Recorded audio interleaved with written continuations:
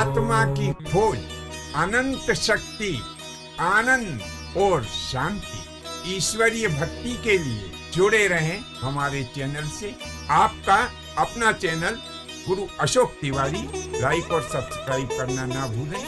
धन्यवाद। जय माता की, जय परशुराम। श्री गणेशाय नमः। प्रिय बंधुओं, एक समय की बात है कि महाराज युधिष्ठिर अपने सभासदों और भाइयों के साथ में हस्तिनापुर में अपनी राजसभा में विराजमान थे कि उसी समय क्या हुआ कि महर्षि वेदव्यास जी वहाँ पर पधारे। अब महर्षि वेदव्यास जी को वहाँ पर आया हुआ जानकर युधिष्ठिर अपने भाइयों और सभासदों के साथ में उठ करके खड़े हो गए। उनका बड़ा ही आत्मीय स्वागत किया, उनके पैर पखाले, पूजा आरती की और इसके बाद में उन्हें बैठने के लिए एक सुंदर आसन दिया। फिर महाराज युधिष्ठिर दोनों हाथ जोड़ करके कहने लगे कि हे महामुनि, आपने बड़ी ही कृपा की जो यहाँ पर पधारे, और मेरे मन में एक लालसा बड़े ही दिनों से जागृत हो रही है। आज मैं अपनी लालसा आपके श्री चरणों में निवेदित कर रहा हूँ। हमारे तात श्री महाराज धृतराष्ट्र को वन में गए हुए बहुत ही समय व्यतीत हो गया है।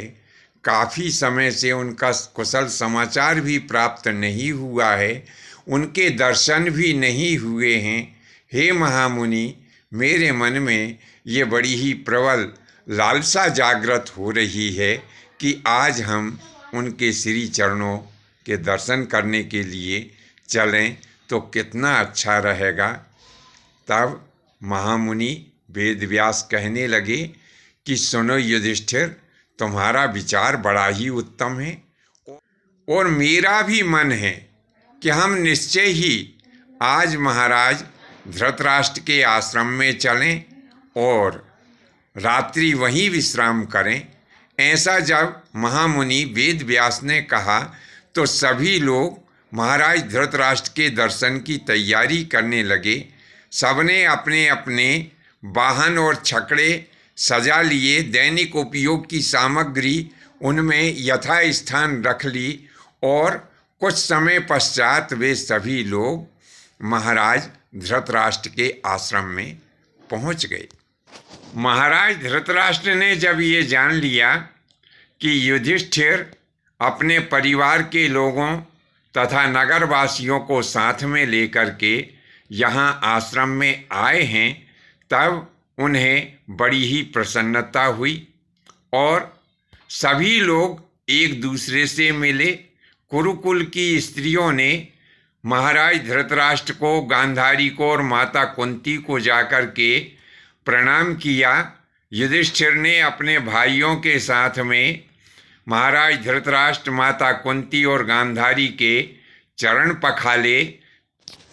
सब लोग एक दूसरे से परस्पर मिलकर के बड़े ही आनंदित हो रहे थे।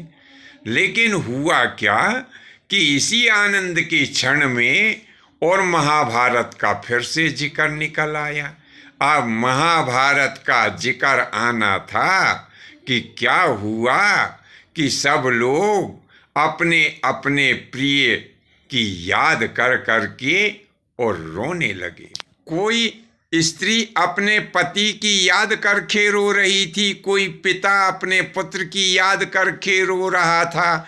सब एक दूसरे जो प्राणी थे वे अपने अपने प्रिय की याद कर करके दहाड़ मार मार करके रोने लगे। एक क्षण भी नहीं लगा, खुशी का जो माहौल था वो पता नहीं कहाँ चला गया। क्षण के क्षण मात्र में सारा आश्रम जो था स्त्री और पुरुषों के करुण क्रंदन से परिपूर्ण हो गया। स्त्रियां जो थी वो दहाड़ मार मार के रो रही थी, पुरुष लोग अपनी छाती पीट रहे थे। ऐसे दुख भरे समय में महर्षि वेदव्यास ने सबको समझाया कि सुनो, तुम जिनके लिए ये इतना दुख कर रहे हो, वे सब तो एक ना एक दिन उनको जाना ही था। मैं जो आपसे बातें कह रहा हूँ, यहाँ पर उपस्थित जो भी जन समुदाय है, मेरी इन बातों को सुने और प्रमाण भी माने, क्योंकि कुरुक्षेत्र में जितने भी योद्धा वीर गति को प्राप्त हुए हैं, वे सब किसी न किसी का अंशावतार थे और वे अपने उसी पूर्व के स्वरूप में जाकर के समाहित हो गए हैं। और जो शेष बच गए हैं, ये भी सब किसी न किसी का अंशावतार ही हैं। जब इनका अंत समय आएगा तो ये भी अपने उस पूर्व के स्वरूप में जाकर के समाहित हो जाएंगे। तब युधिष्ठिर दोनों हाथ जोड़कर महामुनि वेद व्यास से कहने लगे कि हे महामुनि, बताइए कि कौन किसका अंशावतार था और वर्तमान में जो योद्धा शेष रह गए हैं, इनमें से कौन किसका अंशावतार है। तब महामुनि वेद व्यास ने कहना प्रारंभ किया कि सुनो धर्मराज, जो योद्धा वीर गति को प्राप्त हो चुके हैं और जो कुछ शेष बच गए हैं, इनमें से कुछ तो देवताओं का अंशावतार हैं, कुछ राक्षसों का अंशावतार हैं और कुछ गंधर्वों का भी अंशावतार हैं। अब जैसे ये तुम्हारे तात श्री महाराज धृतराष्ट्र हैं, यह गंधर्व राज के अंशावतार हैं। महाराज पांडु भगवान विष्णु का अंशावतार थे। विदुर जी जो हैं, यह धर्मराज का अंशावतार हैं। और युधिष्ठिर यानी तुम स्वयं यमराज का अवतार हो।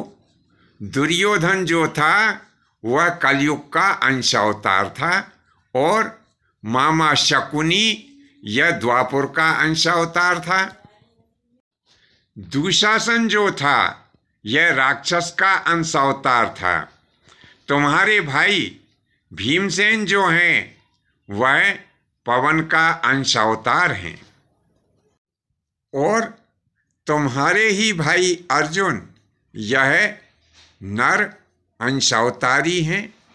कृष्ण जो हैं वो नारायण का अवतार हैं और माता माद्री के पुत्र नकुल और सहदेव यह अश्विनी कुमारों के अंशावतार हैं। अभिमन्यु जो था वह चंद्रमा का अंशावतार था। धृष्टद्युम्न यह अग्नि का अंशावतार था। शिखंडी राक्षस का अंशावतार था। गुरु द्रोणाचार्य बृहस्पति के अंशावतार थे। अश्वत्थामा भगवान शंकर जी का अंशावतार है और पितामह भीष्म यह ज्यो नाम के वसु का अंशावतार थे। तो इस प्रकार से महामुनि वेद व्यास ने सबका अलग अलग बताया कि कौन किसका अंशावतार था। महामुनि वेद व्यास कहने लगे कि सभी लोग मेरी बात को ध्यान से सुने। इस दुनिया में कोई भी अमर नहीं है। जिसने भी शरीर धारण किया है, एक न एक दिन उसे इस दुनिया को छोड़ करके जाना ही पड़ेगा। इस बात को ध्यान में रखते हुए सभी लोग धैर्य धारण करें। इतना कहकर महामुनि व्यास जी चुप हो गए। बंधुओं, आज के लिए बस इतना ही। शेष अगले भाग में नए विषय के साथ में आपकी सेवा में उपस्थित होंगे। आज्ञा दीजिए। धन्यवाद। जय माता की, जय परशुराम जी की।